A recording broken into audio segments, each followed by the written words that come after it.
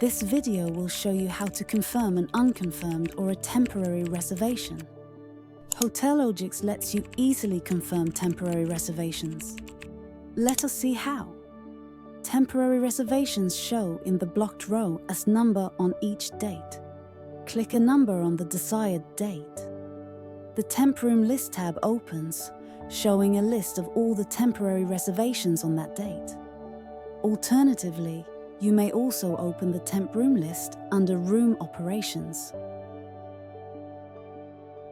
Use the date fields to list the reservations you wish to confirm.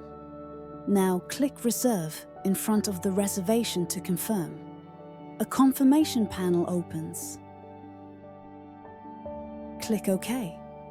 The reservation is confirmed on the front desk.